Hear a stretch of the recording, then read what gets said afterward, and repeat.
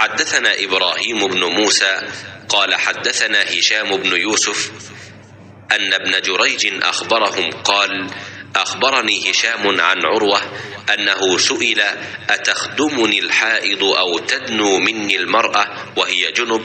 فقال عروة كل ذلك علي هين وكل ذلك تخدمني وليس على أحد في ذلك بأس.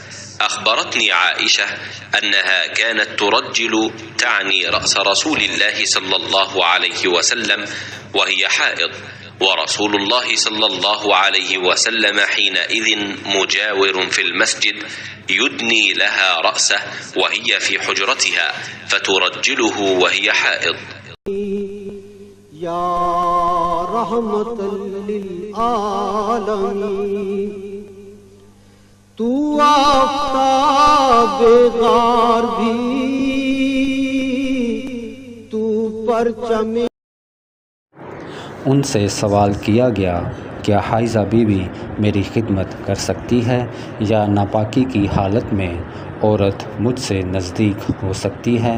عروہ نے فرمایا میرے نزدیک تو اس میں کوئی حرج نہیں ہے، اس طرح کی عورتیں میری بھی خدمت کرتی ہیں اور اس میں کسی کے لیے بھی کوئی حرج نہیں، اس لیے کہ مجھے عائشہ رضی اللہ عنہا نے خبر دی کہ وہ رسول اللہ صلی اللہ علیہ وآلہ وسلم کو حائضہ ہونے کی حالت میں کنگھا کیا کرتی تھیں اور رسول اللہ صلی اللہ علیہ وآلہ وسلم اس وقت مسجد میں معتکف ہوتے، آپ اپنا سر مبارک قریب کر دیتے اور عائشہ رضی اللہ عنہا اپنے حجرہ ہی سے کنگھا کر دیتے حالانکہ وہ حائضہ ہوتے. صحیح بخاری حدیث نمبر 296. دعویٰ ہے تیری چاہت کا